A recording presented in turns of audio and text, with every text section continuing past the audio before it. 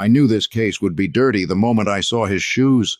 Hand-stitched Italian leather, probably worth more than most people make in 3 months. But there was a tiny scuff on the left heel. In my experience, men who obsess over perfection but miss the small details usually have bigger problems than cheating wives.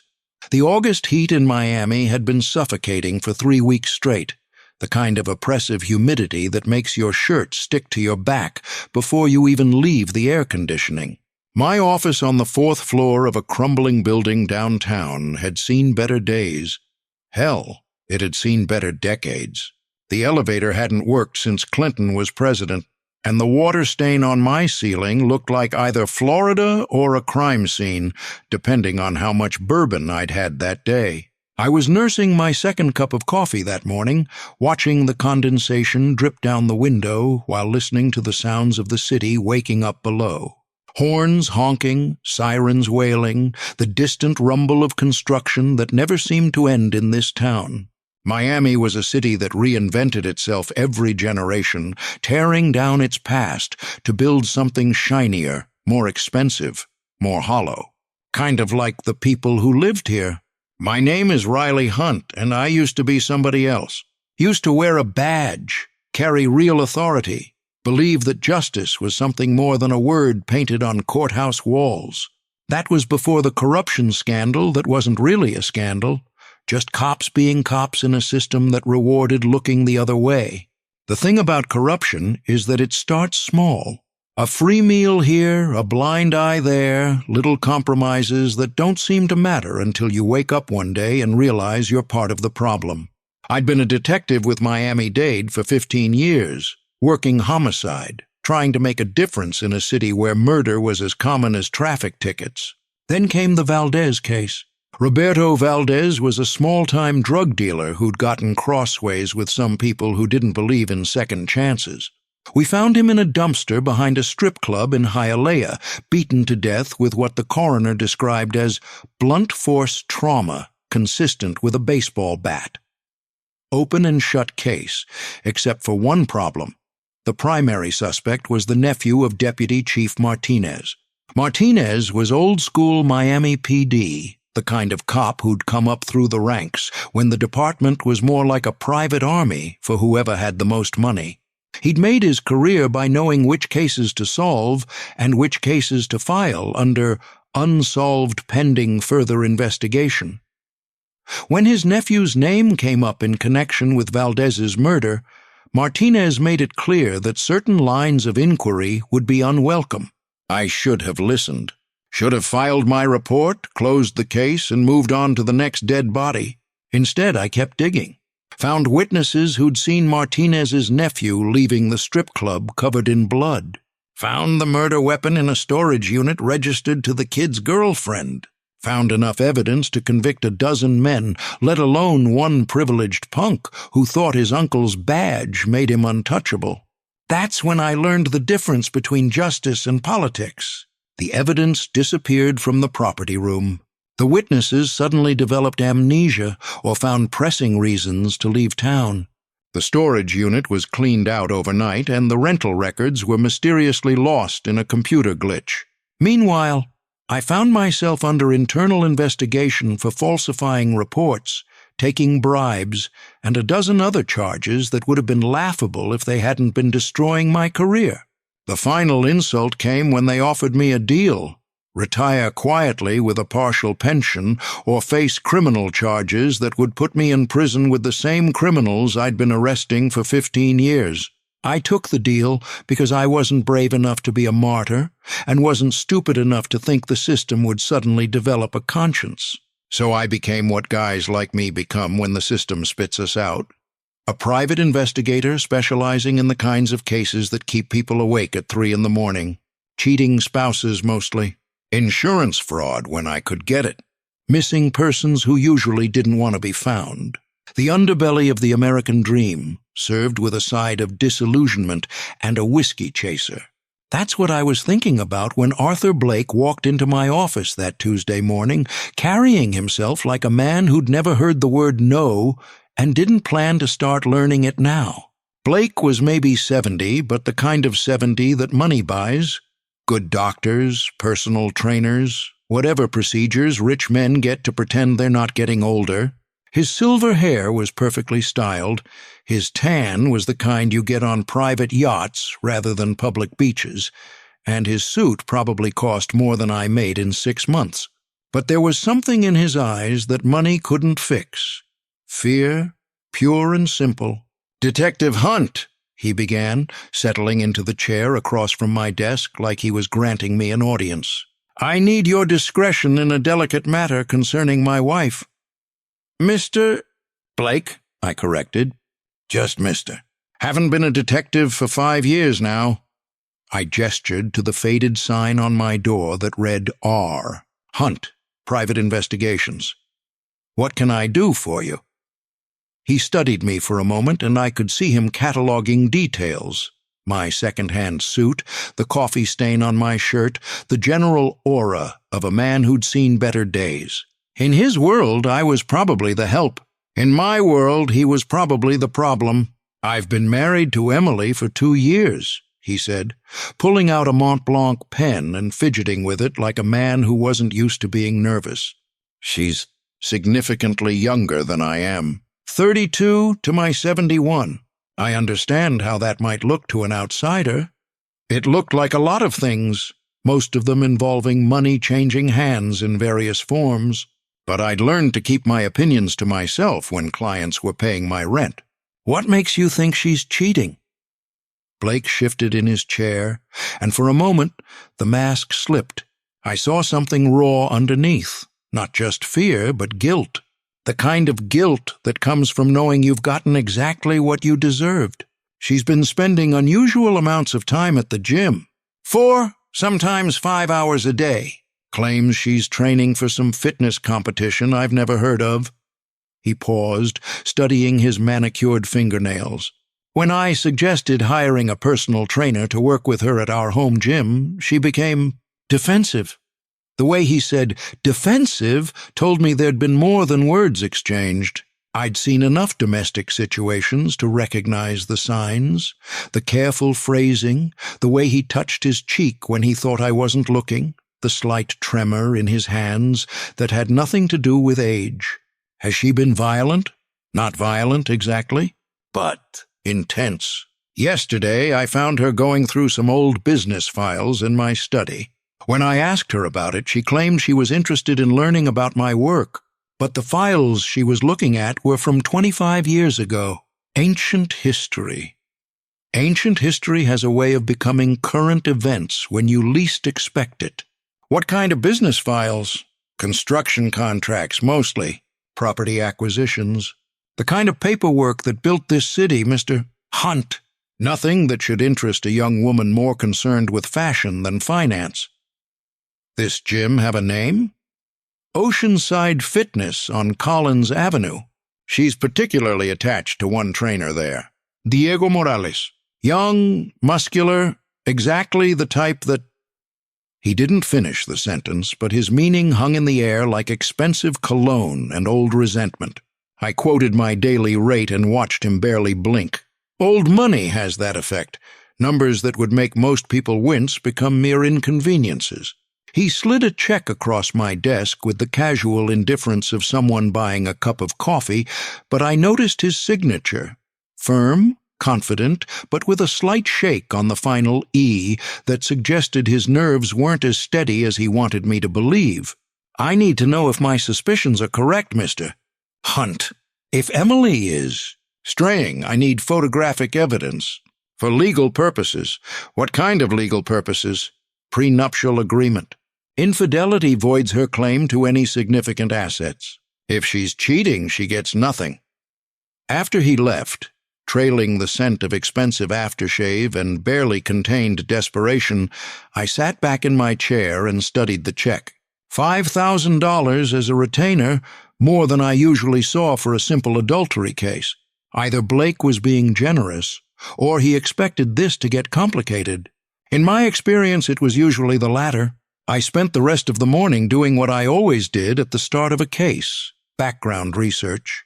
In the internet age, privacy was mostly an illusion, and if you knew where to look, You could piece together someone's entire life from public records, social media, and the digital footprints we all leave behind.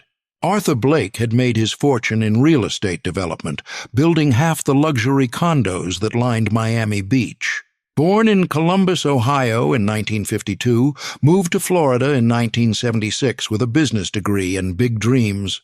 Married his first wife, Patricia, in 1977, divorced in 1995 after accusations of infidelity and financial impropriety. Patricia had died in a car accident 3 years later. Single-vehicle collision on the Palmetto Expressway. Blood alcohol level twice the legal limit. The divorce records made for interesting reading. Patricia Blake had accused her husband of having affairs with multiple women, hiding assets in offshore accounts, and using his business connections to intimidate her divorce attorney. She'd also claimed that Arthur had threatened her physically, though no police reports were ever filed. In the end, she'd settled for a fraction of what she was legally entitled to, probably because she was tired of fighting a man with unlimited resources and a flexible relationship with the truth. Blake's business empire was built on a foundation that would have made a mob lawyer proud. Shell companies, limited partnerships, offshore holdings, all perfectly legal but designed to obscure rather than illuminate. On paper, Arthur Blake was worth maybe $20 million. In reality, he was probably worth 10 times that much. The interesting part was how he'd made his money. Blake specialized in what the real estate industry euphemistically called distressed properties, buying up homes and businesses from families facing bankruptcy, foreclosure, or other financial disasters. He'd renovate, develop, and flip them for massive profits, usually to other wealthy investors who would continue the cycle. It was legal, it was profitable, and it was utterly ruthless. Emily Blake, née Rodriguez, was more of a mystery. Born in Miami in 1991 to middle-class parents, both of whom had died when she was a teenager. No siblings listed on any official documents. Graduated from Florida International University in 2013 with a degree in business administration. No employment history that I could find, no social media presence before 2021, no digital footprint that suggested she'd existed before she married Arthur Blake. That was unusual. In the age of Facebook and Instagram, most people her age had been documenting their lives online since high school. Emily Rodriguez had materialized out of digital nowhere, complete with a backstory that was just detailed enough to be believable and just vague enough to be unverifiable. Diego Morales was easier to track. 28 years old, born in Miami, specifically in Little Havana. Parents were Carlos and Maria Morales, both deceased. One sister, also deceased according to the records I could find. Enlisted in the Army after high school, served 2 tours in Afghanistan with the 82nd Airborne, honorable discharge in 2015 with a Purple Heart and a combat infantry badge. After the Army, he'd worked at 3 different gyms before Oceanside Fitness. No criminal record, no red flags, just another veteran trying to make an honest living in a city that chewed up honest people and spit them out. But something about his family history nagged at me. Parents and sister all dead, no other relatives listed, the kind of isolation that either happened by chance or by design. Before visiting my usual sources, I decided to dig deeper into Blake's victim list. Miguel's folder had given me names, but names were just the beginning. Real investigation meant talking to real people, understanding the human cost of Blake's empire. The first name on my list was Elena Vasquez, whose family had lost their restaurant to one of Blake's development opportunities in 2003. I found her working the morning shift at a diner in Homestead, the kind of place where coffee came in chipped mugs and the pie was homemade by someone's grandmother. Elena was maybe 55, with graying hair pulled back in a practical ponytail and hands that showed decades of hard work. When I mentioned Blake's name, her face went through a series of expressions: recognition, pain, and something that might have been fear. "You a lawyer?" she asked, refilling my coffee cup without being asked. "Private investigator. I'm looking into Blake's business practices. She glanced around the diner, making sure no other customers could hear. Mr. Blake destroyed my family, senor. 20 years ago, but I remember it like yesterday. Elena's story was depressingly familiar. Her family had run a small Cuban restaurant in what's now the heart of the design district. 3 generations of recipes, loyal customers, a piece of the American dream built with sweat and love. Blake had wanted the property for a luxury development, but the Vasquez family wasn't selling. So he made us sell, Elena said, her voice barely above a whisper. First came the health inspectors, finding violations that weren't there. Then the fire department claiming our kitchen wasn't up to code. Then mysterious break-ins, vandalism, customers getting food poisoning from meals we never served. You reported it to the police? Of course. But Blake, he had friends everywhere. The complaints got lost, the investigations went nowhere. Meanwhile, we're bleeding money from lawyers, repairs, lost business. After 2 years, we had no choice but to sell for a fraction of what the property was worth. What happened to your family? Elena's eyes filled with tears. My father-in-law, he built that restaurant from nothing when he came from Cuba. When we lost it, he just gave up. Died 6 months later. Heart attack, the doctors said. But I know better. Blake killed him as surely as if he'd put a gun to his head. I left the diner with Elena's story burning in my mind and 2 more names to check.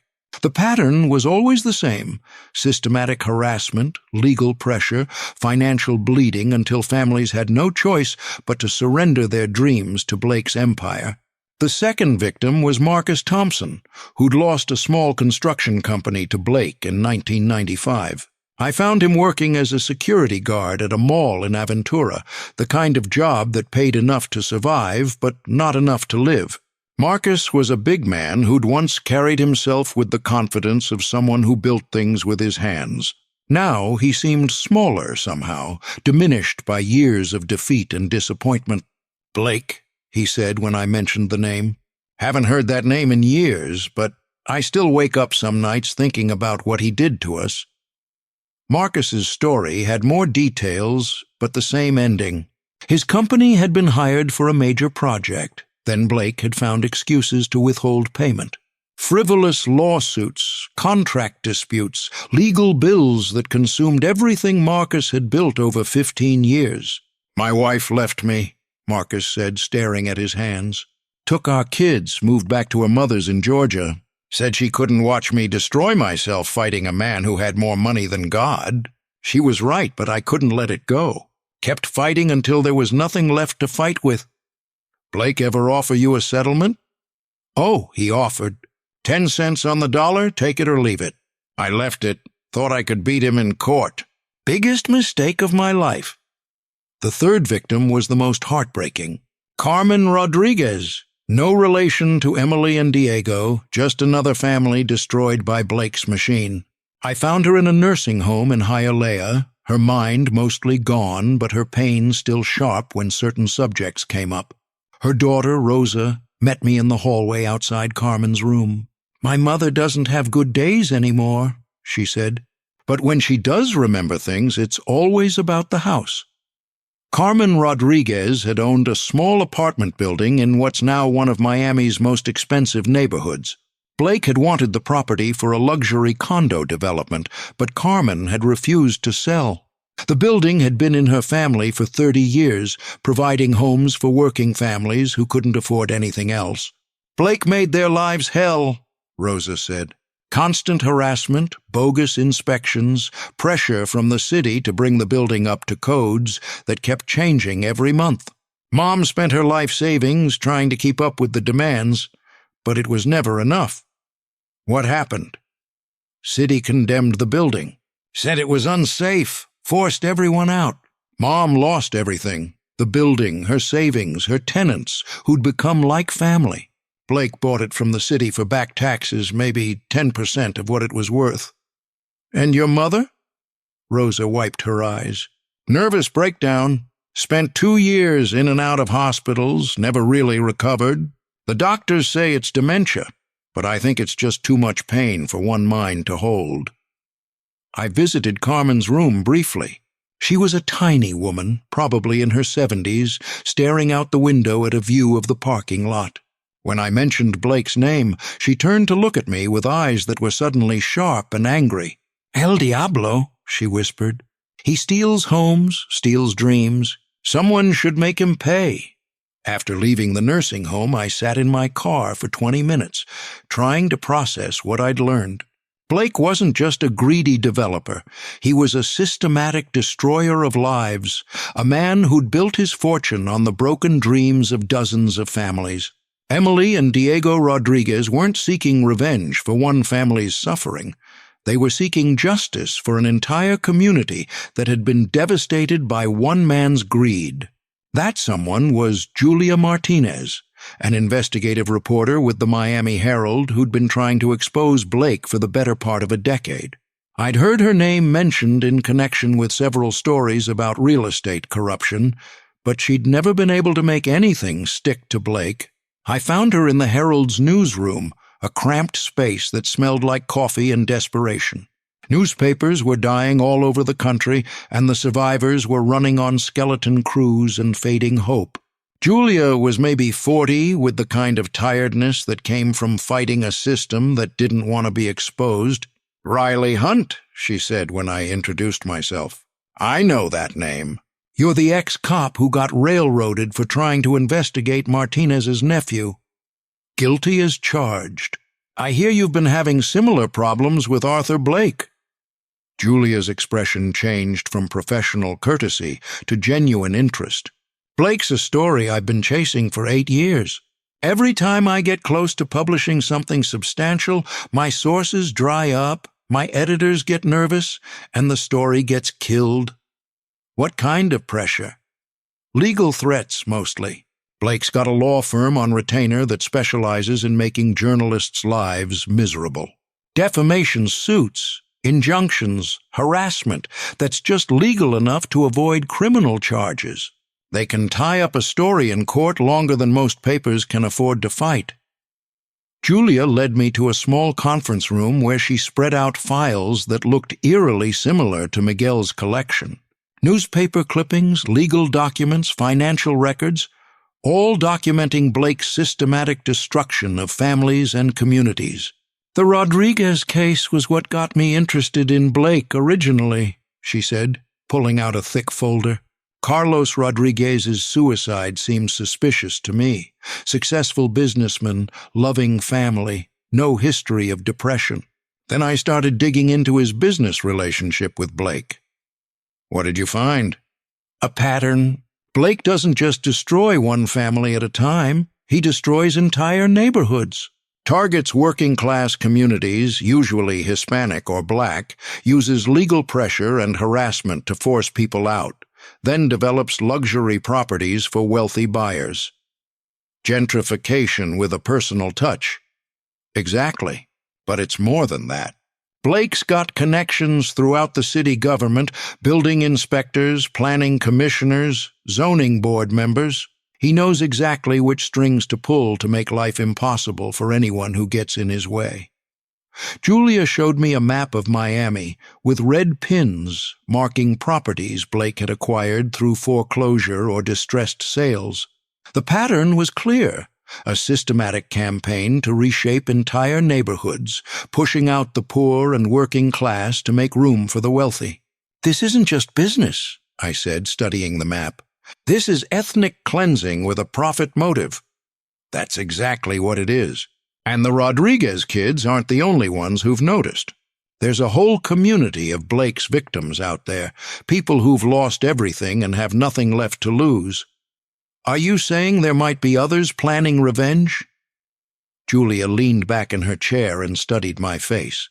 "Why are you really here, Hunt? What's your interest in Blake?" I made a decision that was either very smart or very stupid. Blake hired me to investigate his wife. Thinks she's having an affair. But I think she's planning something much more serious than adultery. "Emily Rodriguez Blake," Julia said quietly. "Carlos Rodriguez's daughter. I wondered when she'd surface. You knew who she was? I've been tracking the Rodriguez kids for years, wondering if they'd ever try to get justice for their parents. Emily disappeared into the foster system. Diego joined the army. I lost track of them until Emily's name showed up on Blake's marriage certificate 2 years ago. And you didn't warn Blake? Julia's smile was cold. Why would I warn him? Blake's been destroying lives for 40 years. If his past is finally catching up with him, that's poetic justice. Even if it means murder? Sometimes murder is the only justice available to people who've been failed by the system. You should understand that better than most. I left the Herald building with more questions than answers and a growing certainty that Emily and Diego Rodriguez weren't acting alone. There was a whole community of Blake's victims out there, people who'd been waiting decades for someone to make Blake pay for his crimes. The question was, how far were they willing to go to see justice done? Miguel Santos ran a small auto repair shop in Little Havana, the kind of place where you could get your transmission fixed or your past erased, depending on what you needed and how much you were willing to pay.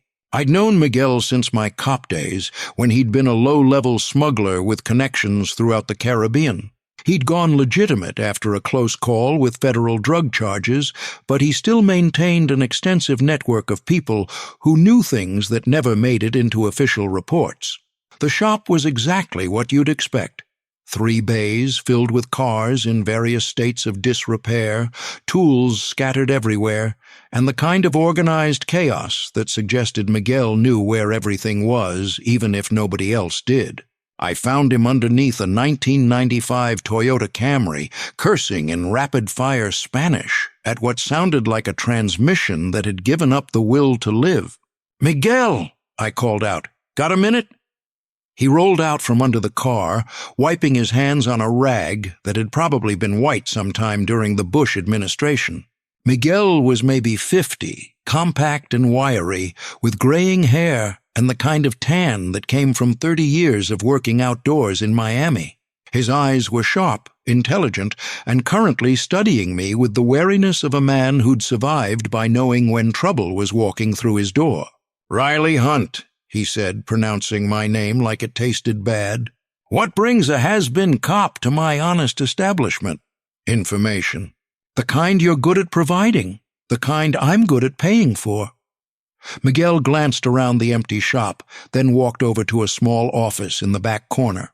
I followed, stepping over piles of auto parts and navigating around cars that looked like they'd been there since the Clinton administration. The office was small, cramped, and surprisingly well organized. Financial records, work orders, and various business documents were filed neatly in metal cabinets, while a small desk held a computer that was only slightly newer than my car. Miguel poured himself a cup of coffee from a pot that looked like it had been brewing since morning and offered me the same. "What kind of information?" he asked, settling into a chair that squeaked in protest. "Arthur Blake, real estate developer, been around since the 70s. Know anything about him?" Miguel's expression didn't change, but I saw something flicker in his eyes. Recognition, maybe, or caution. Blake's a name that comes up sometimes in certain conversations, usually not good conversations. What kind of conversations? The kind where people talk about families that got destroyed, businesses that got stolen, lives that got ruined by men with more money than conscience. Miguel sipped his coffee and studied my face. "Why you asking about Blake? He hired me to investigate his wife." "Think she's cheating?" "And you think there's more to it?" "I think there's always more to it when rich old men marry beautiful young women. Question is, what kind of more?" Miguel walked over to one of his filing cabinets and pulled out a thick folder. "Blake's been bad news in this neighborhood for a long time, Riley. Lot of families lost everything because of him. Homes, businesses, dreams. Some of them never recovered." He handed me the folder, which turned out to contain newspaper clippings, legal documents, and what looked like private investigation reports dating back 25 years. The stories were depressingly similar. Small business owners who'd gotten involved with Blake's development projects only to find themselves bankrupted by contract disputes, families who'd lost their homes to foreclosure proceedings that Blake had somehow managed to benefit from, working-class neighborhoods that had been gentrified out of existence to make room for luxury developments. "Jesus," I said, flipping through page after page of documented misery. "How many people has this guy destroyed?" "Hundreds, maybe thousands over the years. Blake's what you might call a vulture. He feeds on other people's desperation, finds families in financial trouble, offers them deals that sound too good to be true, then uses the fine print to take everything they own. All legal? Technically, Blake's got lawyers who know how to dance right up to the line without crossing it. But legal and moral aren't the same thing, as you well know." I kept reading, looking for anything that might connect to Emily Blake or Diego Morales. That's when I found it. A newspaper clipping from 1999, buried in the middle of the folder like a landmine waiting to explode. My contractor's suicide linked to business dispute. The article was short, just a few paragraphs in the Miami Herald's Metro section, but it told a story that was becoming disturbingly familiar. Carlos Rodriguez, 47, had been found dead in his car from carbon monoxide poisoning. The police had ruled it suicide, citing financial stress and depression. Rodriguez had been involved in a contract dispute with a local developer over payment for construction work. The developer's name was Arthur Blake. "Rodriguez," I said, looking up at Miguel. "Emily Blake's maiden name was Rodriguez." Miguel nodded grimly. Carlos Rodriguez was a good man. Honest, hard-working, tried to provide for his family the right way. Blake destroyed him like he'd destroyed dozens of others. The article says Rodriguez had children. 2 kids, Emily and Diego. They were teenagers when their father died, had to be taken in by relatives after their mother died in a car accident a few months later. Whole family just gone. I felt that familiar chill that comes when pieces of a puzzle start clicking together. This wasn't about a cheating wife.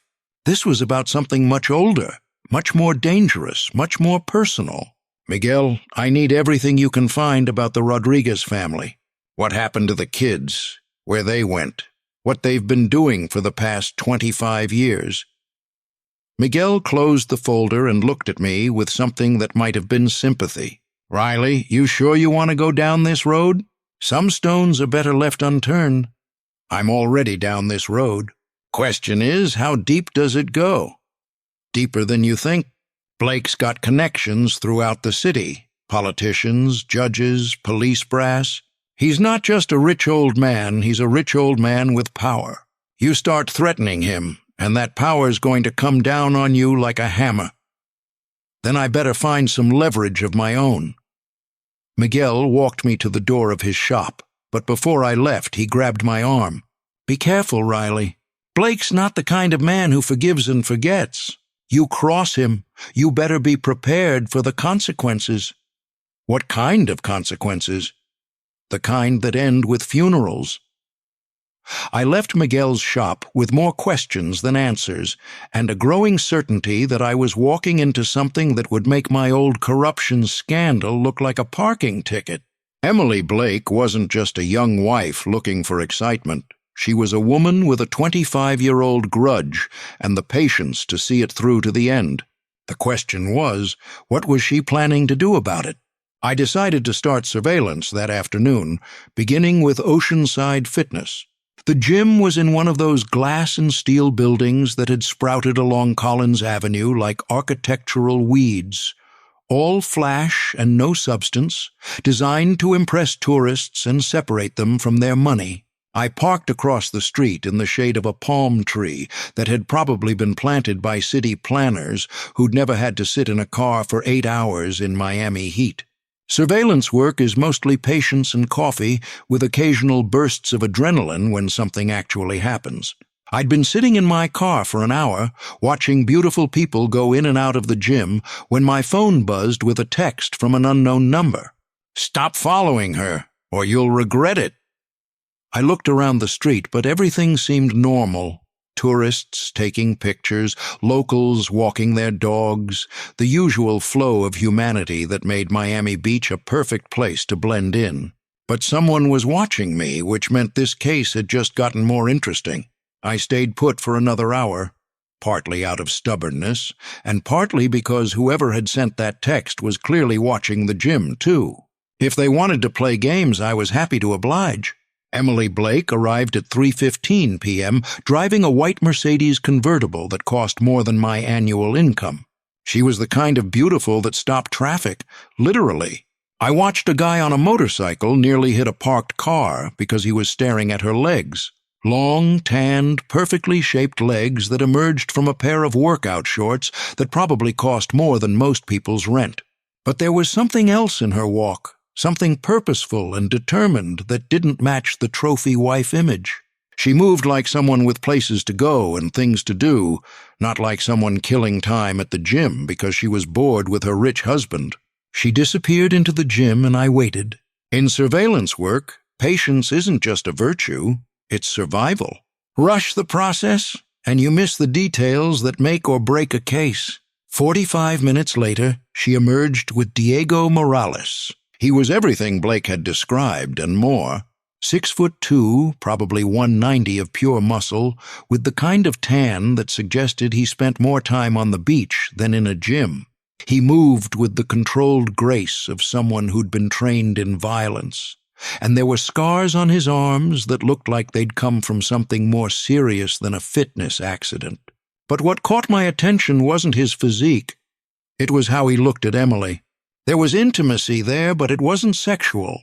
It was protective, familiar, the way a brother might look at a sister. They walked to a small cafe 3 blocks down, choosing a table in the back corner where they couldn't be seen from the street. I followed at a distance, grateful for the crowds of tourists that provided cover. Miami Beach is perfect for surveillance, so many people watching other people that one more observer blends into the scenery. I found a spot at the bar with a clear view of their table and ordered a Cuban coffee. The bartender was a weathered guy in his 50s named Raul, who looked like he'd seen everything Miami had to offer and wasn't impressed by any of it. "You a cop?" he asked, sliding the coffee across the bar. "Private investigator?" "What gave me away?" "The way you're watching that table without looking like you're watching." "Cops all do that." He leaned closer, lowering his voice. "Those two been coming in here for months. Never order anything but water, always sit in the same spot, always look like they're planning something." "Planning what?" "Hell if I know. But that girl, she's got the look." "What look?" "The look women get when they're about to do something stupid for love or money. Usually both." I watched Emily and Diego for 20 minutes. Their conversation was intense, urgent. She pulled out her phone and showed him something that made his face go pale. He reached across the table and took her hand, not in passion but in comfort. Whatever they were discussing, it wasn't an affair. My phone buzzed again. Same unknown number. Final warning. This time I was ready. I casually scanned the cafe, looking for anyone paying too much attention to my table. There, a guy in a corner booth, mid-40s, wearing sunglasses indoors and nursing the same beer he'd ordered when I arrived. When our eyes met through his shades, he looked away too quickly. I paid for my coffee and walked outside, taking my time, making myself visible. If someone wanted to threaten me, I preferred they do it face to face. The street was busy with late afternoon foot traffic, but I could feel eyes on me from somewhere. That's when I noticed the black sedan parked 2 blocks down, engine running, windows tinted dark enough to hide whoever was inside. It had been there when I arrived, which meant someone had been watching the cafe before I'd even shown up. I started walking toward the sedan, but it pulled away from the curb and disappeared into traffic before I could get close enough to read the license plate. Professional work. Whoever was behind this had resources and training. I spent the next hour playing a game of cat and mouse through the streets of South Beach. Every time I thought I'd lost my tail, I'd catch a glimpse of movement in a window reflection or feel that prickle between my shoulder blades that meant someone was watching. Whoever was following me was good, professional good. That was when I knew this case was about to get seriously complicated. That evening, I went back to my apartment in a converted Art Deco building 6 blocks from the beach. The neighborhood was in transition, gentrification creeping in like fog, pushing out the working-class families who'd lived there for generations and replacing them with young professionals who could afford $2,000 studios with ocean views. My place was on the 3rd floor, 1 bedroom with a kitchen that barely qualified as a closet and a view of the alley behind a Cuban restaurant.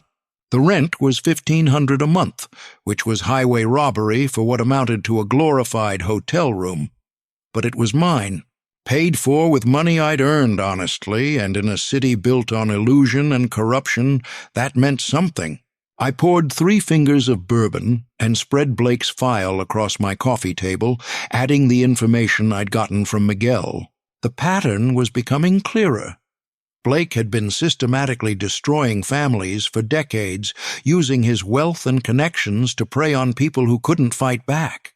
The Rodriguez family was just one of many casualties, but they were the only ones who'd survived long enough to plan revenge.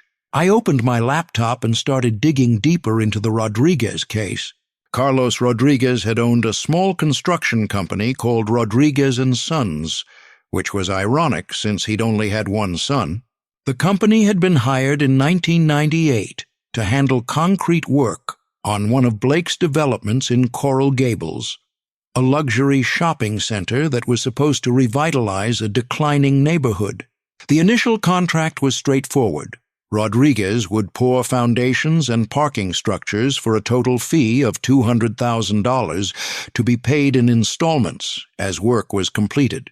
But when cost overruns threatened the project's profitability, Blake had found excuses to withhold payments.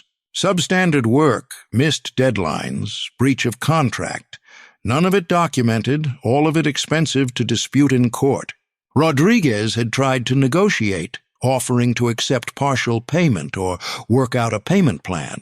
Blake's response had been to countersue for damages, claiming that Rodriguez's work was so poor it would have to be torn out and redone. The lawsuit had dragged on for 2 years, bleeding Rodriguez dry with legal fees and preventing him from taking on other work.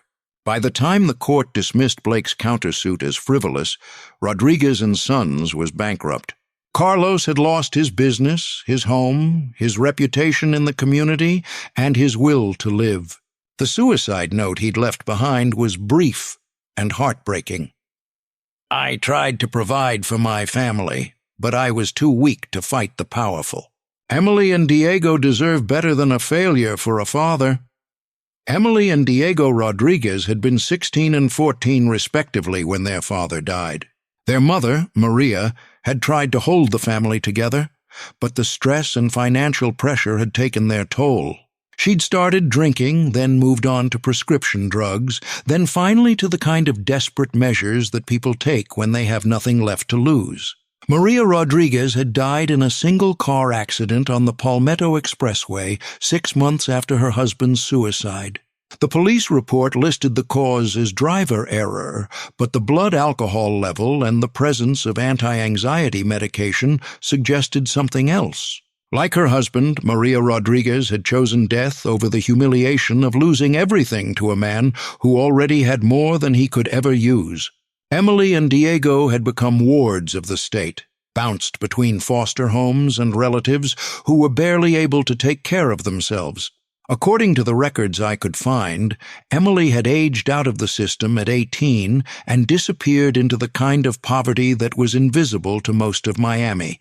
The working poor, who served drinks to tourists and cleaned houses for the wealthy, living in efficiency apartments and dreaming of something better.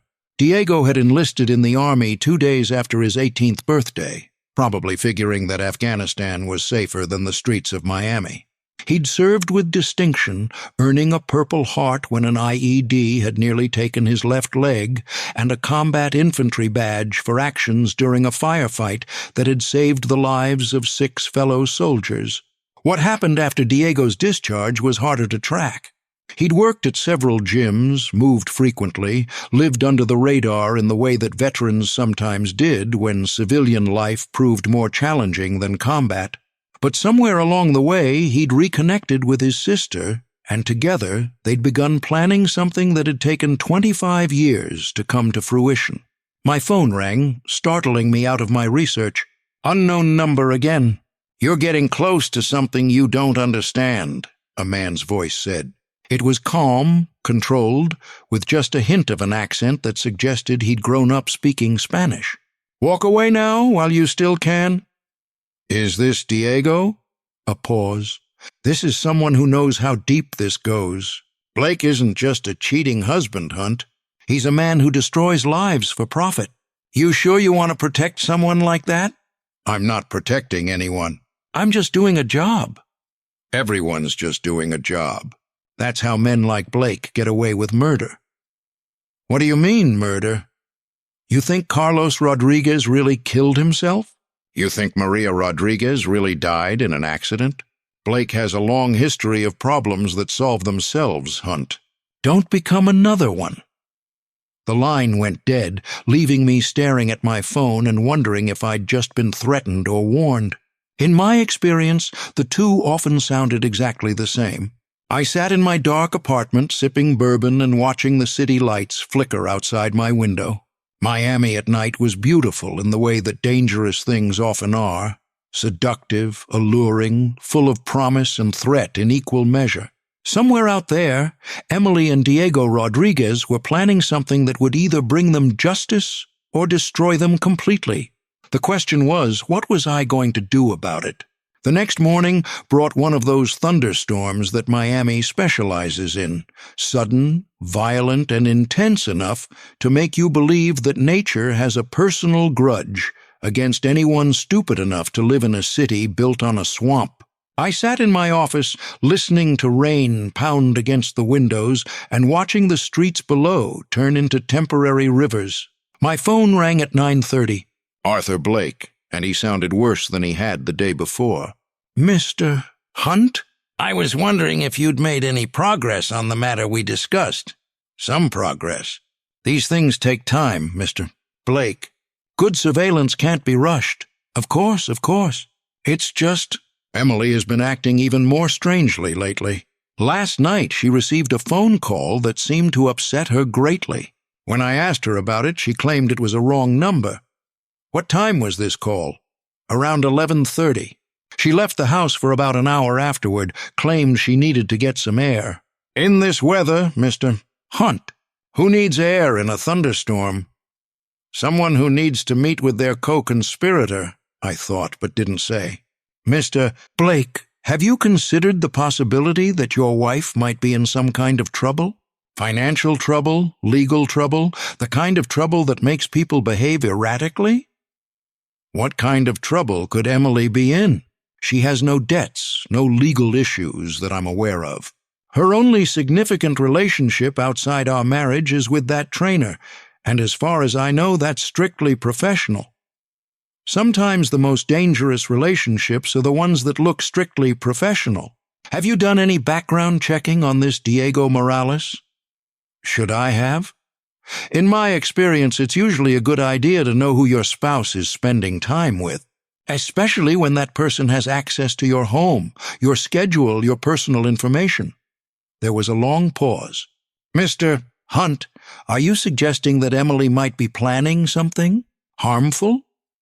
I'm suggesting that people aren't always who they appear to be, and that beautiful young women who marry wealthy older men sometimes have motivations that go beyond love or even money.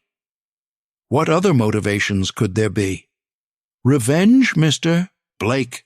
Old-fashioned, patient, carefully planned revenge. Another pause, longer this time. Revenge for what? That's what I'm trying to figure out. But I think it might be helpful if you took a look at some of your old business dealings, particularly cases involving families that might have been adversely affected by your success. Mr. Hunt, I've been in business for 45 years.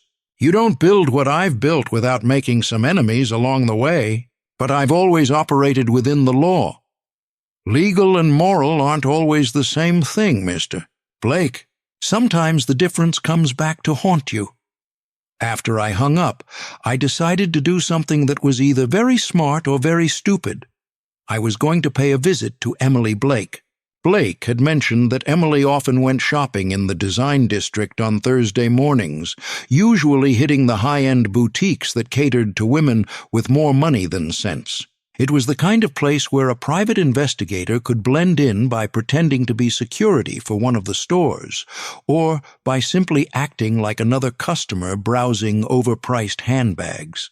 The design district was one of those Miami neighborhoods that had been completely transformed by gentrification, changing from a working-class area where people actually made things into a playground for the wealthy, where people bought things that other people had made somewhere else. The streets were lined with galleries, boutiques, and restaurants that served tiny portions of food at astronomical prices. I found Emily at a store called Modernism that specialized in furniture that looked like it had been designed by aliens with a grudge against human comfort. She was examining a chair that probably cost more than my car, talking to a sales associate who was trying to convince her that paying $10,000 for something to sit on was a reasonable investment. I waited until she left the store, then followed her to a coffee shop 3 blocks away. She ordered something that required the barista to use half a dozen different syrups, and took a table by the window where she could watch the street. I ordered a regular coffee and sat down across from her before she could object. "Mrs. Blake," I said, "I think we need to talk." She looked up from her phone, and for a moment I saw her mask slip. There was recognition in her eyes, and something else. Calculation, maybe, or fear. But she recovered quickly, sliding back into the role of confused trophy wife. "I'm sorry, do we know each other?" "Riley Hunt. I'm a private investigator. Your husband hired me to look into some irregularities in your behavior." Emily's expression didn't change, but I saw her grip tighten on her coffee cup. "What kind of irregularities? The kind that suggest you're not who you claim to be. The kind that suggest your marriage to Arthur Blake has more to do with revenge than romance." She was quiet for a long moment, studying my face like she was trying to decide whether I was a threat or an opportunity. Finally, she spoke. "What do you want, Mr. Hunt?" "I want to understand what's really going on here. I want to know why Emily Rodriguez decided to become Emily Blake, and what she plans to do now that she's gotten close to the man who destroyed her family." The name hit her like a physical blow. For just a second, the beautiful young wife disappeared completely, replaced by a woman carrying 25 years of pain and rage. Then the mask came back, but not quite as perfectly as before. "I don't know what you're talking about." "Carlos Rodriguez. Maria Rodriguez. A construction company that was destroyed by a man who had more lawyers than conscience. 2 kids who lost everything and spent their entire adult lives planning to get it back." Emily stood up abruptly, knocking over her chair. Several other customers looked our way, but she ignored them, focusing entirely on me with an intensity that was genuinely frightening. "You don't know anything," she said, her voice barely above a whisper. "You don't know what that man did to my family. You don't know what it's like to watch your father lose everything he worked for his entire life, to see him broken and humiliated by someone who already had more money than he could spend in 10 lifetimes. I know enough to understand why you want him to pay. The question is, what are you planning to do about it?" "What I should have done 25 years ago." "Which is?" "Make him understand what it feels like to lose everything. To have your life destroyed by someone more powerful than you. To die knowing that everything you built was just an illusion." She picked up her purse and started to walk away, but I grabbed her arm gently. "Emily, whatever you're planning, there are other ways to get justice." "Legal ways." She laughed, but there was no humor in it. "Legal ways? We tried legal ways. Know what we got? Nothing. Blake had better lawyers, more money, more influence. The system protected him then, and it would protect him now. Not necessarily. Times have changed. Financial crimes are taken more seriously now, especially when they involve wealthy people who think they're above the law. It's too late for legal remedies, Mr. Hunt. We've come too far to turn back now. It's never too late until someone's dead. She pulled her arm free and looked at me with something that might have been pity. Someone's already dead, Mr. Hunt. Several someones, actually.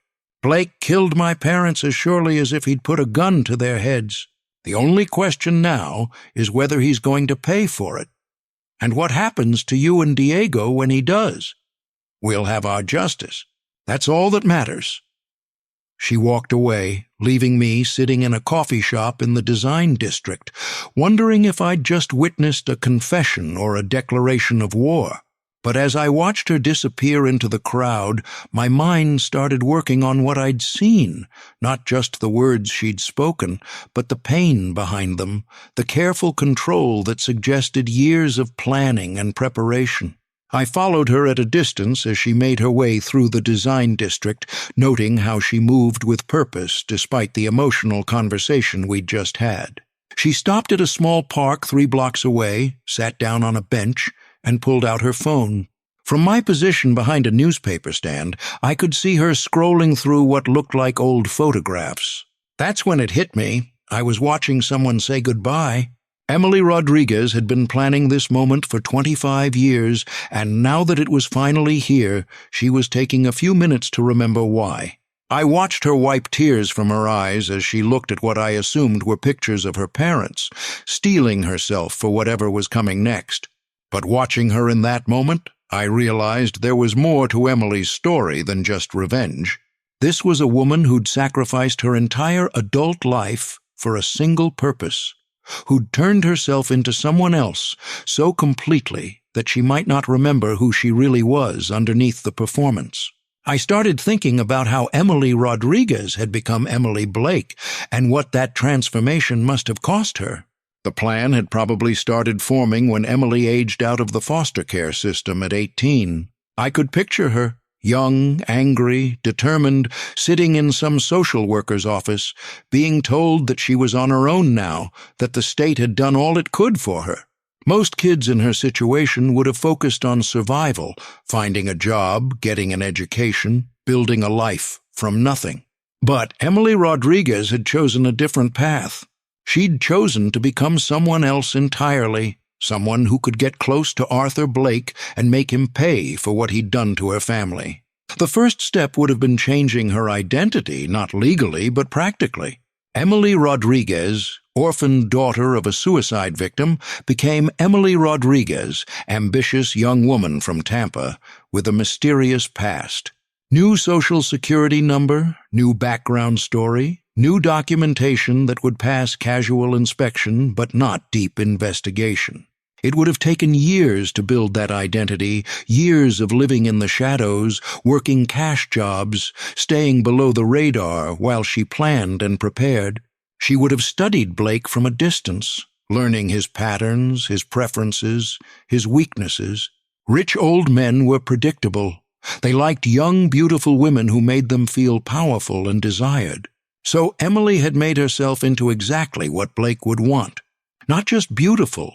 Miami was full of beautiful women, but smart enough to be interesting, vulnerable enough to appeal to his ego, and sophisticated enough to fit into his world.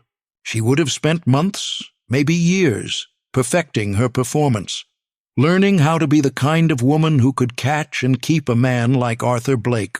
The actual seduction would have been carefully choreographed. A chance meeting at some charity event or gallery opening, the kind of place where wealthy older men went to feel cultured and young women went to meet wealthy older men. Emily would have done her research, known exactly what to say, how to act, what kind of woman Blake was attracted to. I could picture the conversation. Emily playing the role of a young widow, perhaps, or a divorcee looking for security. She would have been vulnerable but not desperate, available but not easy. Blake would have thought he was the hunter, never realizing he was the prey. The courtship would have been a masterpiece of manipulation. Emily letting Blake pursue her, making him work for her attention, allowing him to believe he was sweeping her off her feet when really she was the one orchestrating every moment. She would have been studying him the entire time, learning his habits, his security arrangements, his medical conditions, gathering intelligence for the moment when she would finally strike. And through it all, she would have been thinking about her parents. Carlos Rodriguez, broken and humiliated, choosing death over the shame of losing everything. Maria Rodriguez, destroyed by grief and guilt, drinking herself to death because she couldn't protect her children from the consequences of their father's failure. Emily would have carried their memory with her through every fake smile, every false kiss, every moment of pretending to love the man who'd destroyed her family. The wedding night alone must have been torture, lying next to the enemy, playing the role of the grateful wife while planning his destruction. For 2 years, Emily Blake had been the perfect wife to a man she hated more than anything in the world, attending his charity galas, smiling at his friends, pretending to be happy while she gathered information and waited for the perfect moment to strike. It was a performance that required incredible discipline, patience, and strength. But now, sitting on that bench in the park, looking at pictures of her dead parents, Emily Rodriguez was finally ready to stop pretending. The mask was coming off, and Arthur Blake was about to discover what 25 years of patient hatred looked like. I followed her for the rest of the afternoon, watching her go through what appeared to be a final checklist. She visited a storage unit in Hialeah, emerging with a small duffel bag that she loaded into her car.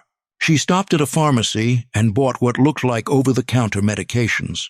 She made a phone call from a payphone outside a Cuban restaurant, speaking for maybe 5 minutes before hanging up and driving away. Each stop seemed deliberate, purposeful, part of a plan that had been years in the making.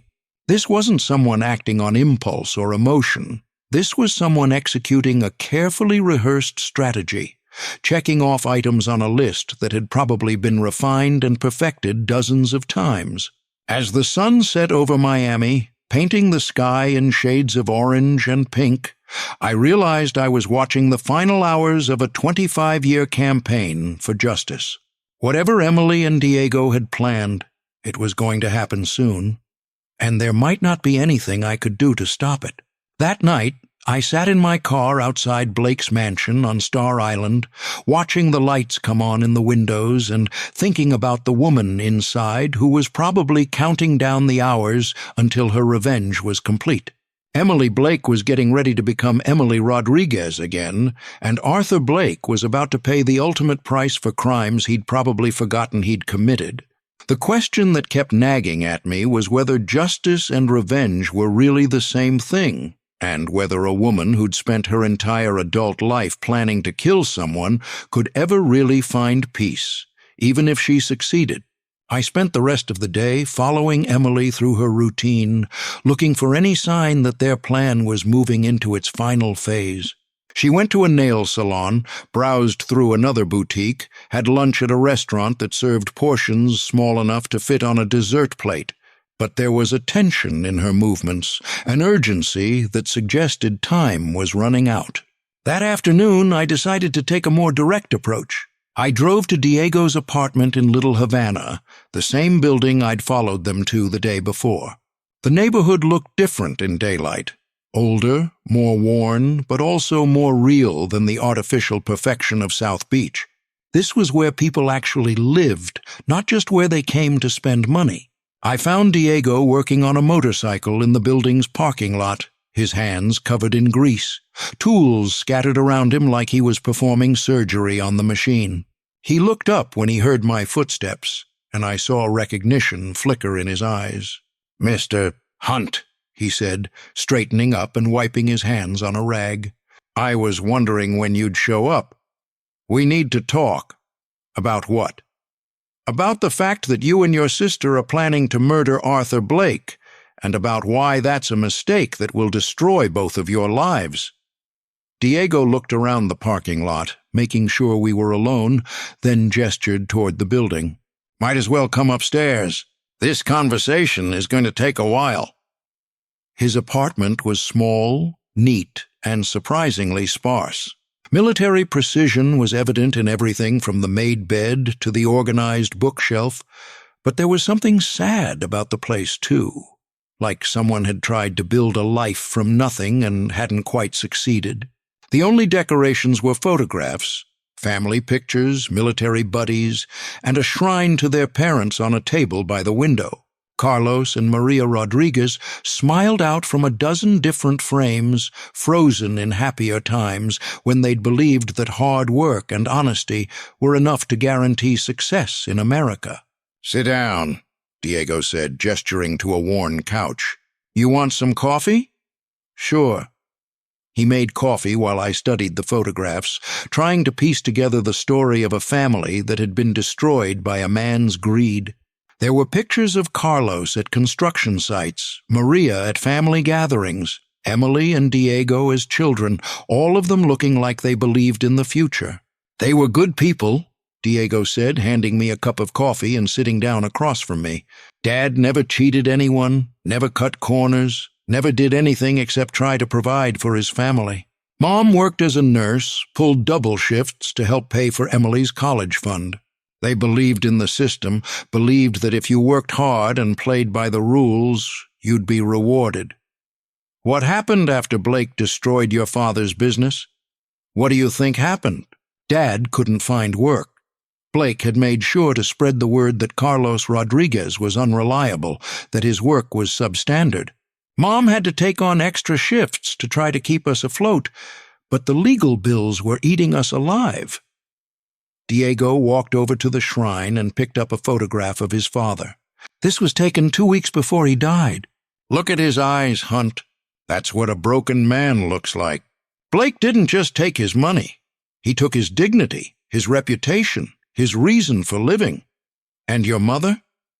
Couldn't handle the guilt of surviving when Dad couldn't. Started drinking, then pills, then whatever she could find to make the pain stop. The night she died, she called me at my foster home, said she was sorry, said she couldn't take care of us anymore, said we'd be better off without her." I set down my coffee cup and looked at the young man across from me. Diego Morales had been shaped by tragedy into something harder than he should have been, but I could still see traces of the 14-year-old boy who'd lost everything in one terrible year. "So you decided to get revenge. We decided to get justice. There's a difference." "Not really. Justice comes through courts and laws and due process. What you're planning is revenge, pure and simple." "Due process?" Diego laughed bitterly. "Blake bought and paid for due process 25 years ago. You think anything's changed since then? You think the system that protected him then is going to suddenly develop a conscience? Maybe not. But killing him won't bring your parents back, and it won't change the system that allowed him to destroy them. It'll be a start. It'll be the end. Of him, of you, of Emily. You think Blake doesn't have security? You think he hasn't survived for 40 years in a cutthroat business without learning how to protect himself? The moment you move against him, you're dead." Diego stood up and walked to the window, looking out at the street where he'd grown up. "We've been planning this for 25 years, Hunt. Every detail, every contingency, every possible outcome.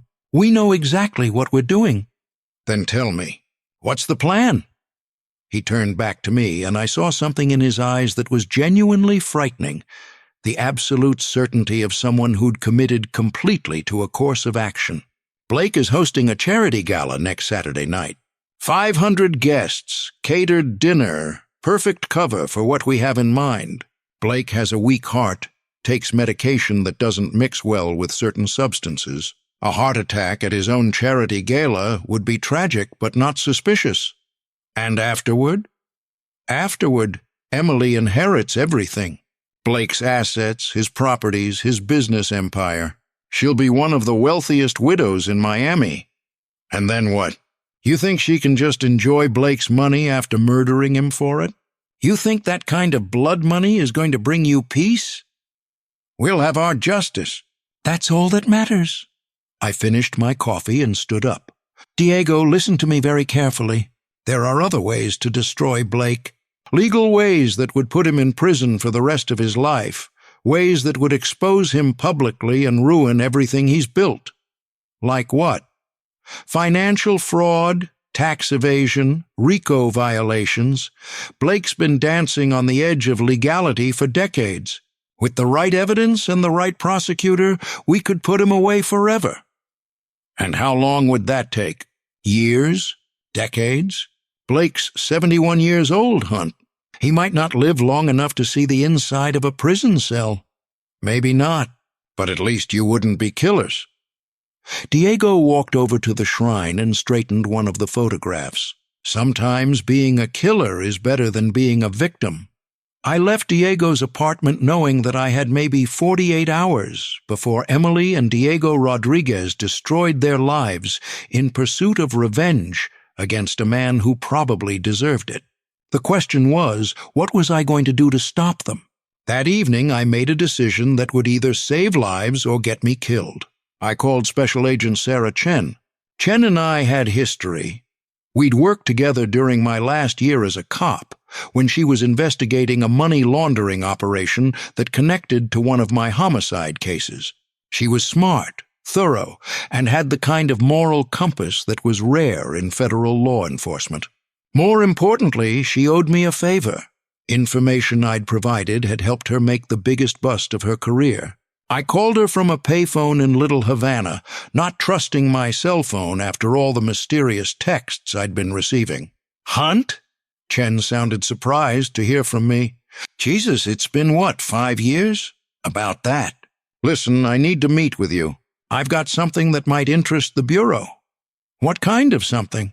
"The kind that involves a wealthy real estate developer who's been defrauding people for decades, and 2 kids who are about to commit murder if someone doesn't stop them." There was a long pause. "Where do you want to meet?"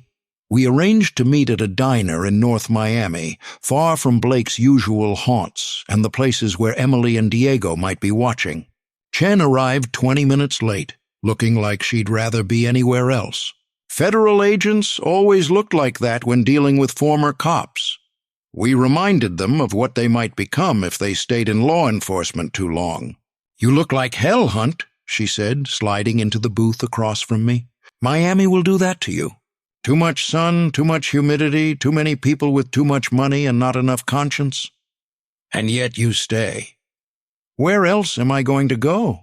This is the only place left where a broken-down ex-cop can make a living solving other people's problems."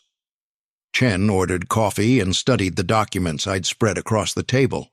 Her expression changed as she read, professional interest replacing casual skepticism. "How long have you been working on this?" she asked. 3 days. But Blake's been working on it for 30 years.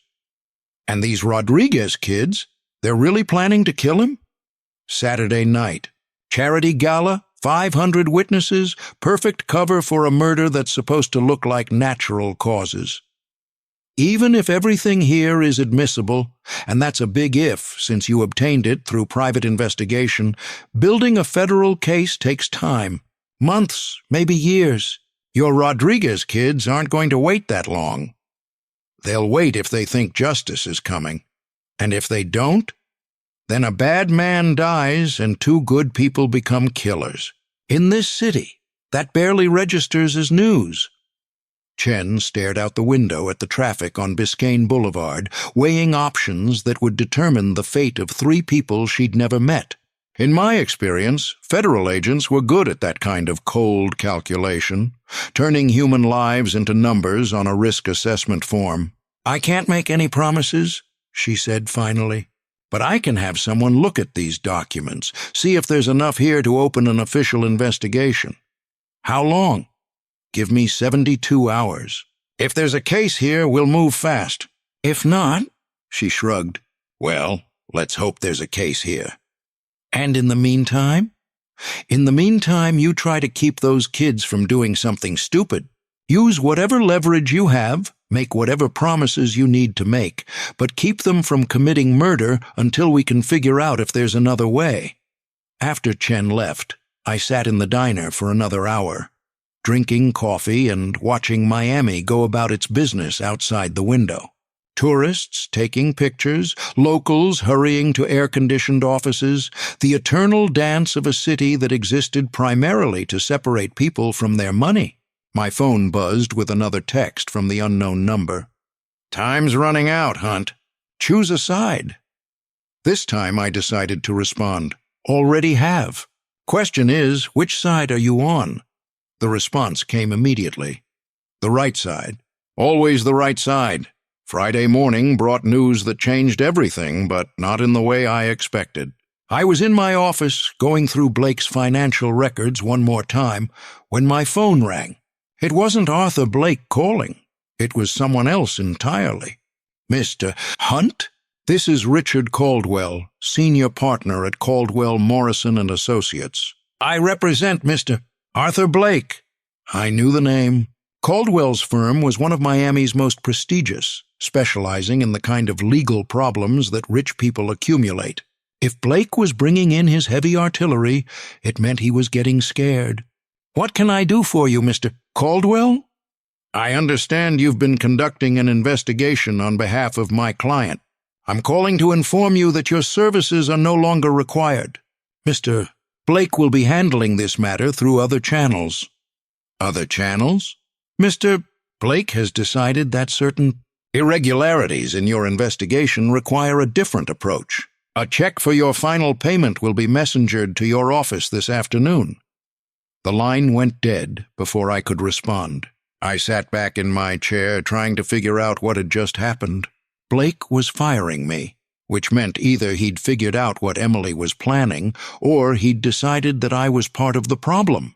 20 minutes later, my phone rang again.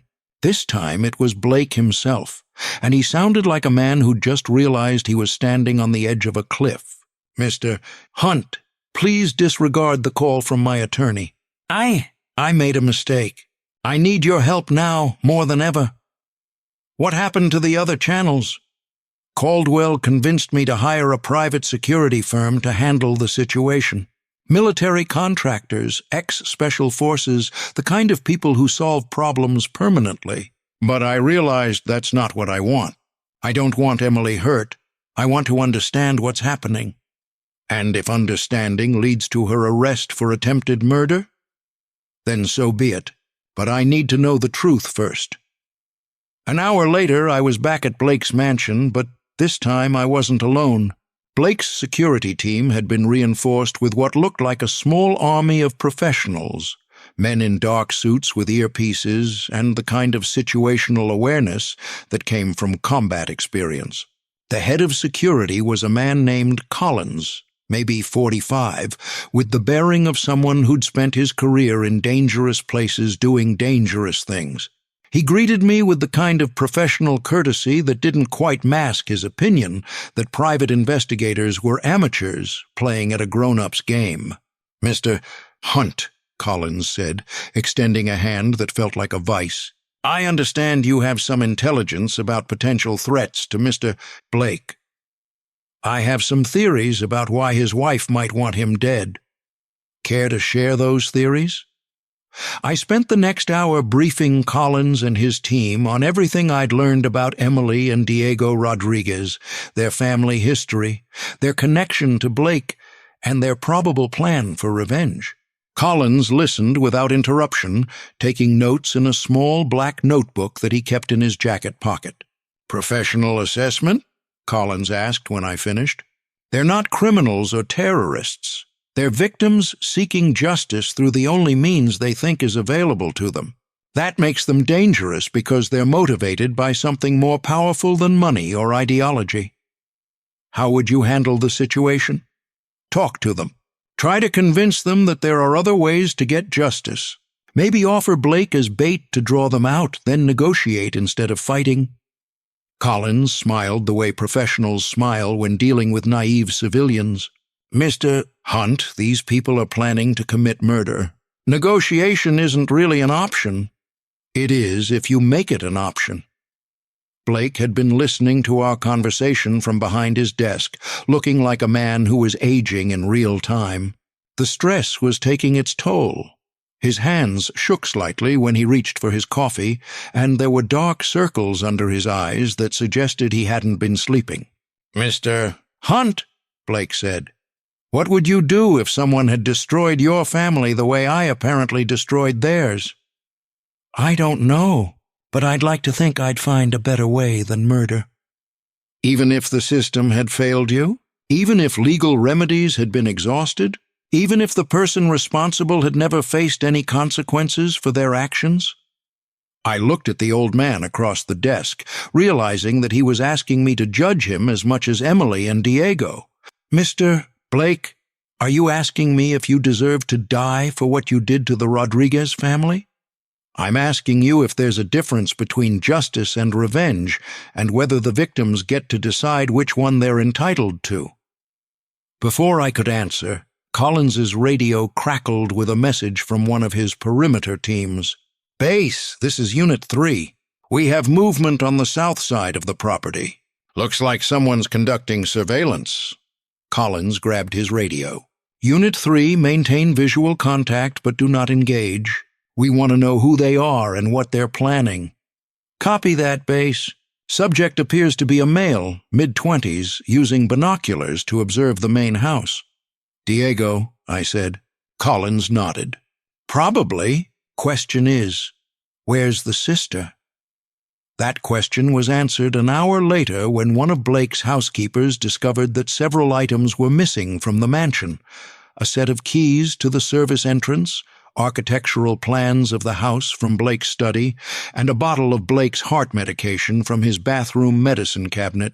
"She's been inside the house," Collins said, studying the list of missing items. "When?" "This morning," Blake said quietly. "Emily left early for the gym. Said she had a long training session planned. I never thought to check."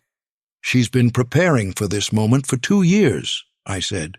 "She knows the house better than your security team does." Collins was already barking orders into his radio, repositioning his men, changing patrol patterns, turning Blake's mansion into something that resembled a military compound more than a private residence. But I could see the concern in his eyes. Defending a house against attackers who knew it, as well as the defenders, was every security professional's nightmare. "Mr. Blake," I said, "there's something else you need to know. Emily and Diego aren't acting alone. There's a whole community of your victims out there, people who've been waiting decades for someone to make you pay for your crimes." Blake's face went pale. "What do you mean?" "I mean you've destroyed so many lives over the years that you've created your own army of enemies. The Rodriguez kids might be leading the charge, but they're not the only ones who want to see you dead." That's when Collins made a decision that probably saved Blake's life. "Sir, I'm recommending that we evacuate you to a secure location until this threat can be neutralized." "Absolutely not," Blake said. "This is my home. I'm not going to be driven out by children seeking revenge for something that happened 25 years ago." "Mr. Blake," Collins said patiently, "these children have military training, detailed knowledge of your property, and apparently unlimited motivation. Staying here is suicide." "Then maybe that's what I deserve." The words hung in the air like a confession. For the first time since I'd met him, Arthur Blake was acknowledging that his past actions might have consequences he couldn't buy his way out of. That afternoon, against Collins's strong objections, Blake insisted on taking a drive through the old neighborhoods where he'd built his empire. I rode with him in his armored Mercedes, following a route that took us past a dozen properties that had once been family businesses, working-class homes, and community gathering places. Now they were luxury condos, high-end retail spaces, and expensive restaurants that catered to people who'd never lived in those neighborhoods but had enough money to gentrify them beyond recognition. "I told myself I was improving these areas," Blake said, as we drove past what had once been Elena Vasquez's restaurant. "Bringing investment, creating jobs, raising property values. I never thought about the people who were displaced, the families who lost their homes, the communities that were destroyed." "Did you know Carlos Rodriguez personally?"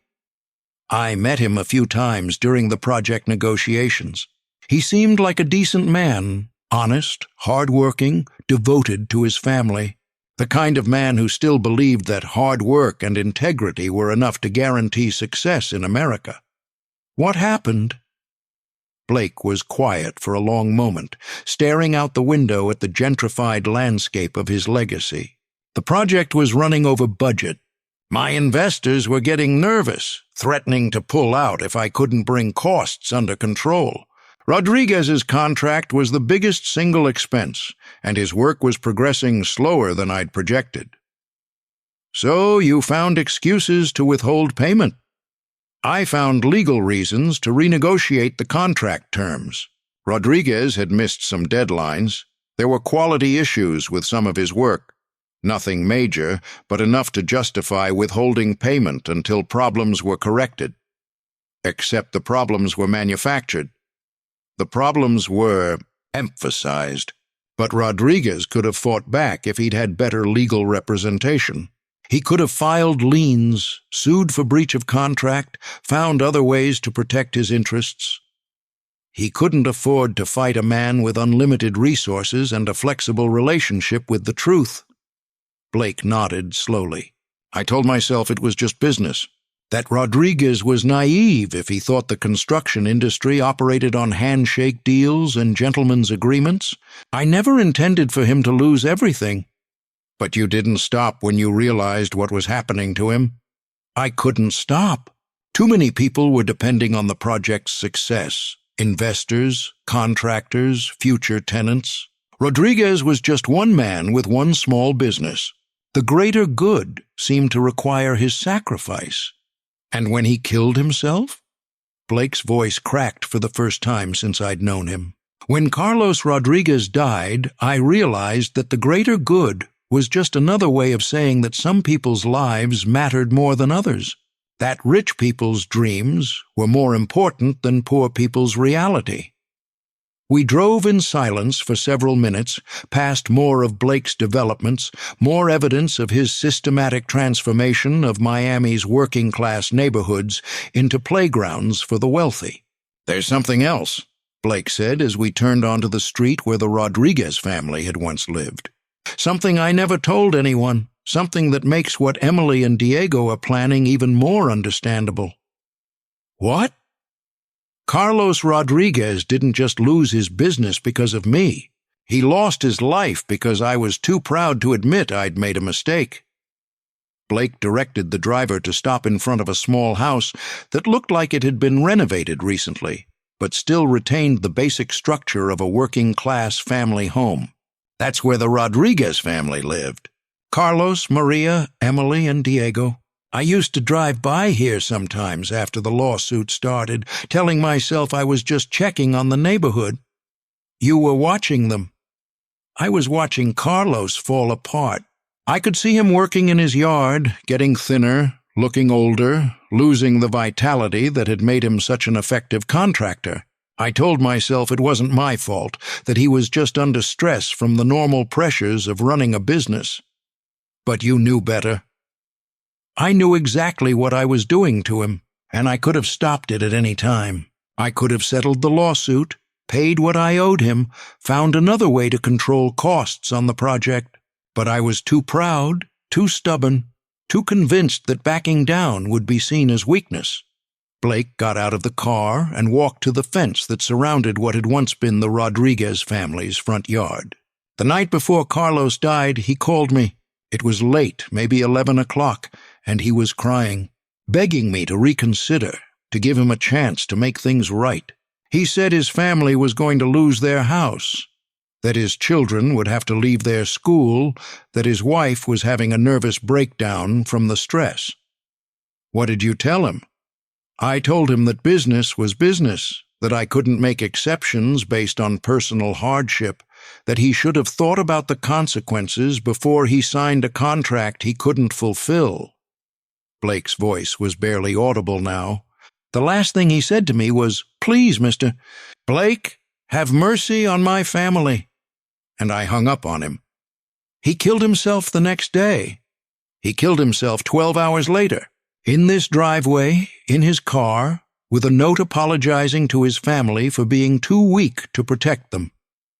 Blake stood at the fence for several minutes, staring at the house where two children had lost everything because one man had too much pride to admit a mistake. When he finally spoke again, his voice was different, older, sadder, carrying the weight of 25 years of guilt. "I don't expect Emily and Diego to forgive me," he said. "I wouldn't forgive me if I were them. But I need them to understand that destroying themselves to destroy me won't bring their parents back or undo the damage I caused. Then tell them that yourself." Blake turned to look at me, and I saw something in his eyes that I hadn't seen before. Not fear of death, but fear of dying without making amends for the harm he'd caused. "You think they'd listen?" "I think they deserve the chance to hear you say what you just told me." We drove back to Blake's mansion in silence, but I could feel something shifting in the old man beside me. Arthur Blake was finally ready to face the consequences of his actions, even if those consequences included his own death. "Mr. Hunt, I need to see you immediately." "Something's happened." "What kind of something?" "The kind that makes me think you were right about Emily. Can you come to my house?" Blake's mansion was in Star Island, one of those exclusive enclaves where the mega-wealthy went to hide from the rest of humanity. Getting onto the island required passing through a security checkpoint that rivaled some military installations, but Blake had left word that I was expected. The house was exactly what you'd expect from a man who'd built his fortune on other people's misery, all white columns and marble facades designed to impress rather than comfort. Blake met me at the front door, and he looked like he'd aged 10 years in the past 24 hours. "Thank you for coming, Mr. Hunt. I think I'm in serious trouble." He led me to his study, a room that was equal parts library and trophy case.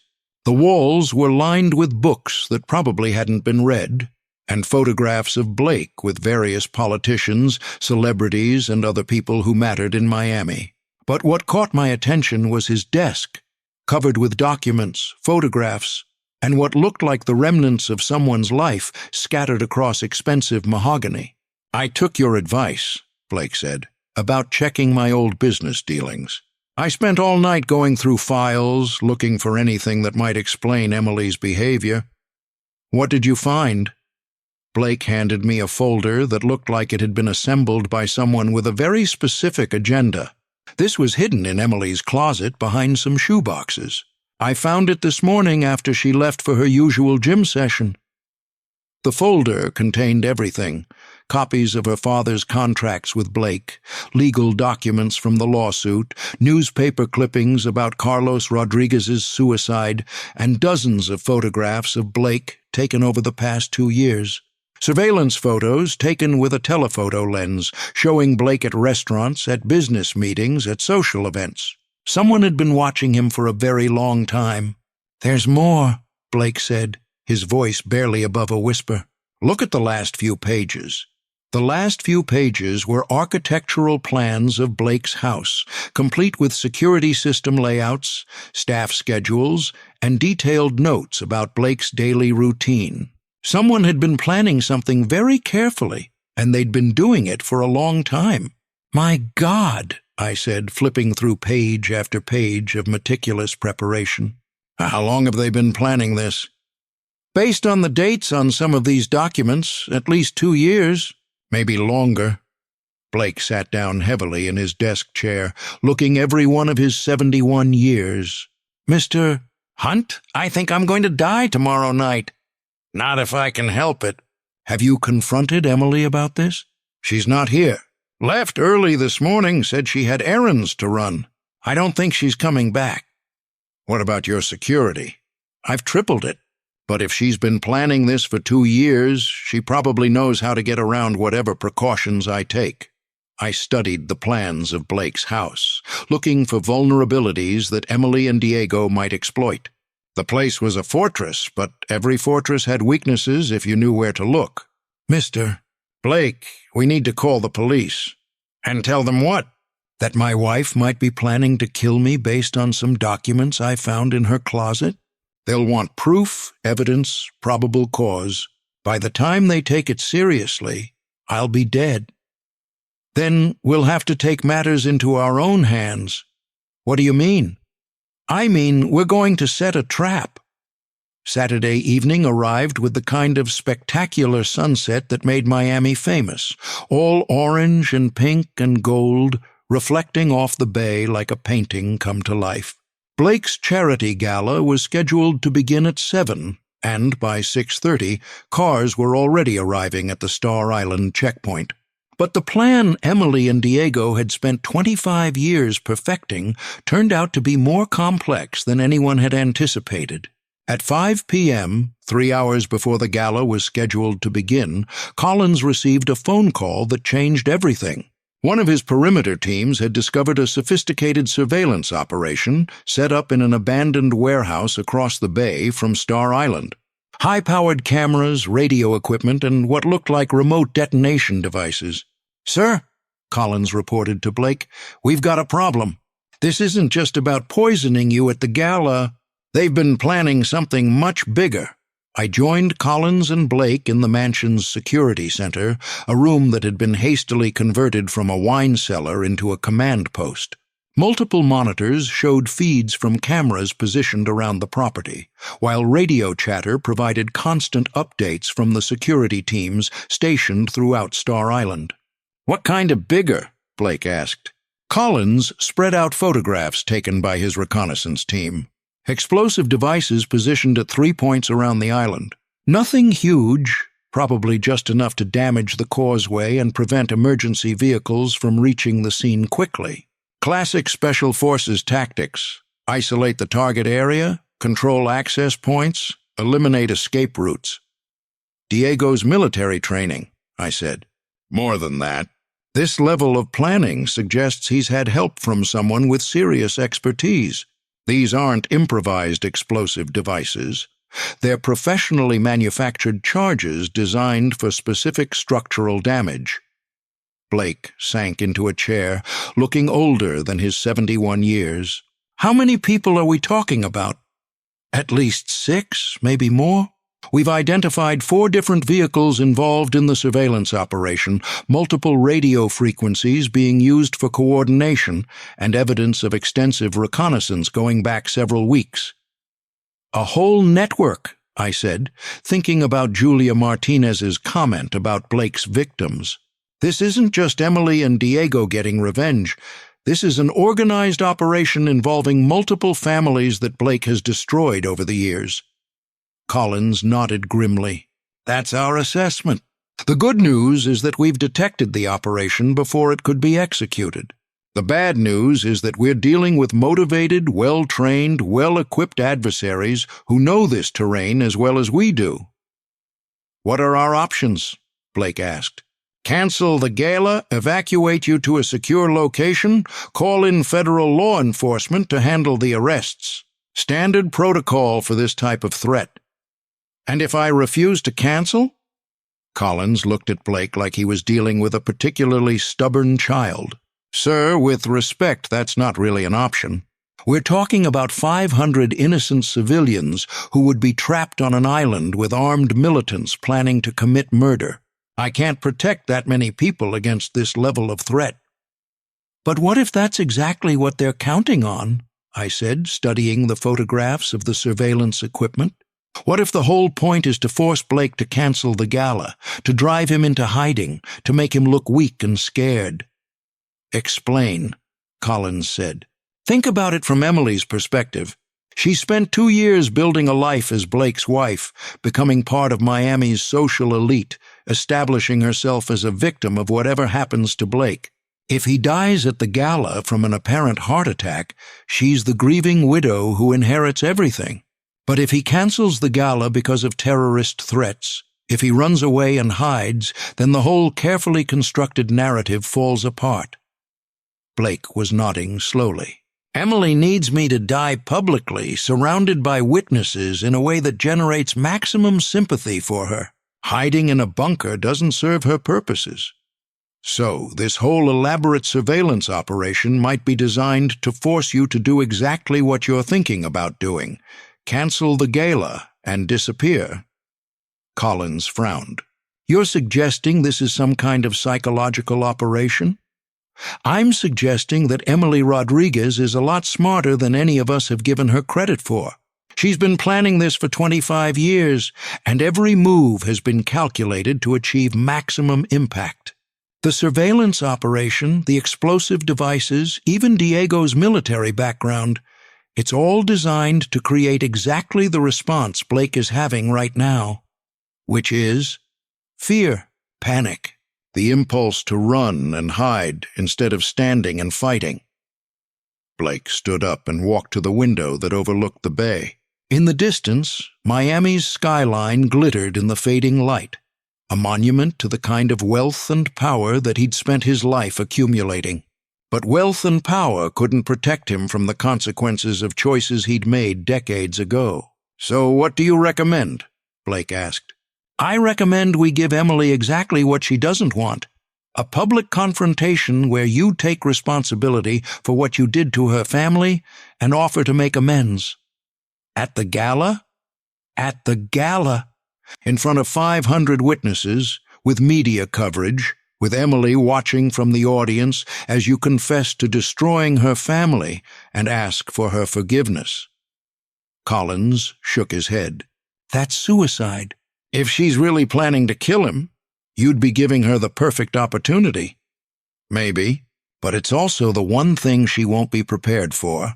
Emily's plan depends on Blake being the same arrogant, unrepentant man who destroyed her father 25 years ago. If he's changed, if he's willing to accept responsibility and make amends, then her whole justification for revenge falls apart. Blake turned away from the window and looked at me with something that might have been hope. You really think that would work? I think it's the only thing that might work. Emily Rodriguez has spent her entire adult life planning to kill Arthur Blake. But she's never had to consider what she'd do if Arthur Blake genuinely repented for what he'd done to her family. And if you're wrong, if she kills me anyway, then you'll die having done the right thing for the first time in 25 years. The gala went forward as planned, but with modifications that turned it into something between a charity fundraiser and a military operation. Collins positioned his security teams throughout the ballroom, while plainclothes officers mingled with the guests. Metal detectors were installed at all entrances, and every server, musician, and photographer was thoroughly vetted. Emily arrived at 8:15, and she was more beautiful than I'd ever seen her. The black dress she wore probably cost more than my car, and she moved through the crowd like she owned the place. But I noticed details that other people missed.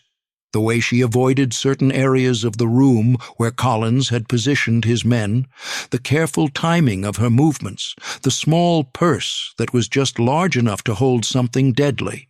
She was playing her role perfectly, the devoted wife, concerned about her husband's health, gracious to the guests, charming to the media.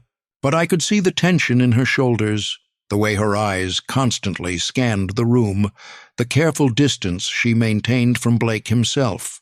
At 9 o'clock, Blake took the stage to address the crowd. The speech he'd prepared was nothing like what anyone expected, not a typical charity fundraising pitch, but a confession that left 500 people in stunned silence. Ladies and gentlemen, Blake began, his voice carrying over the hushed ballroom, I asked you here tonight to support a worthy cause, but I need to talk to you about a different kind of charity, the charity of forgiveness. He looked directly at Emily, who had gone pale but remained motionless in the crowd. 25 years ago, I made decisions that destroyed an innocent family. Carlos and Maria Rodriguez lost their business, their home, their hope, and ultimately their lives because of my greed and pride. Their children, Emily and Diego, lost their parents and their childhood because I was too arrogant to admit when I was wrong. A murmur went through the crowd as people began to understand that they were witnessing something unprecedented, a public confession by one of Miami's most powerful men. Emily Rodriguez is here tonight, Blake continued, though you know her by another name. She married me 2 years ago, not out of love, but out of a desire for justice that our legal system failed to provide. She has every right to hate me, every right to want me dead, every right to seek revenge for what I did to her family. Emily's composure finally cracked. Tears began streaming down her face as 2 decades of carefully controlled emotion finally found expression. But I'm asking Emily and everyone else I've wronged over the years to consider a different kind of justice. Not revenge, but redemption. Not punishment, but repentance. Not death, but the chance to make amends for the harm I've caused. Blake pulled out a document from his jacket pocket. This is my will, revised as of this morning.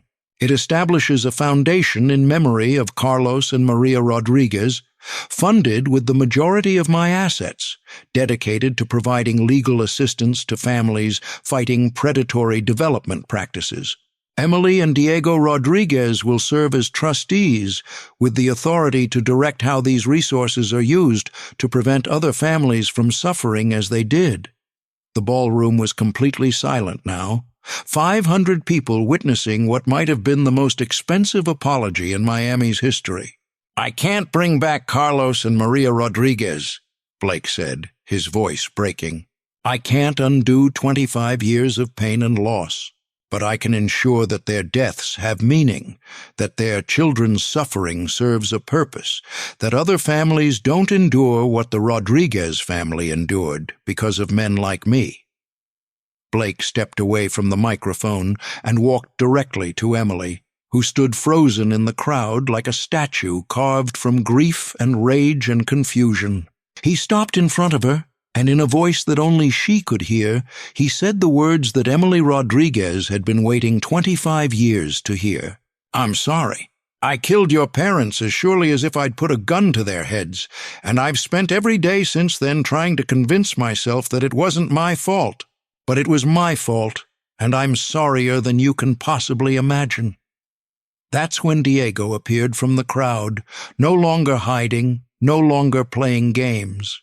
He walked up to Blake with the kind of controlled fury that only comes from a lifetime of injustice, and for a moment I thought he was going to kill the old man with his bare hands.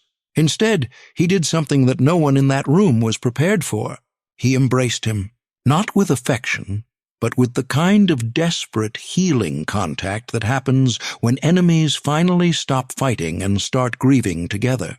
Blake sobbed like a broken child while Diego held him, and Emily collapsed into a chair as 25 years of carefully controlled hatred finally found its release. The plan that Emily and Diego Rodriguez had spent their entire adult lives perfecting was finished. Not because it had failed, but because it had succeeded in ways they'd never imagined. Arthur Blake was destroyed, his reputation ruined, his legacy tainted by his own confession. But instead of dying, he was going to live with the consequences of his actions, spending whatever time he had left trying to repair the damage he'd caused. Justice, it turned out, was more complicated than revenge, and more satisfying than murder. Emily and Diego left the gala quietly, without saying goodbye to anyone. They had what they'd come for. Not Blake's death, but his acknowledgement of what he'd done to their family. It was more than most victims ever get, and maybe enough to finally let them start healing from wounds that had defined their entire lives. I found Blake an hour later, sitting alone in his study, staring at photographs of all the properties he'd developed over the years. He looked older, smaller, diminished by the weight of his confession, but somehow more human than he'd been when I'd first met him. "Do you think they'll forgive me?" he asked.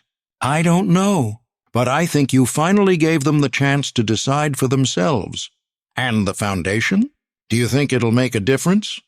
"It'll make a difference to the families it helps. Whether that's enough to balance the scales, that's not for me to judge." Blake nodded slowly. "I keep thinking about Carlos Rodriguez's last phone call, how he begged me to have mercy on his family.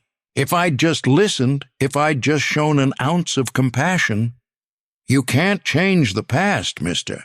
Blake, but you changed the future tonight. That has to count for something."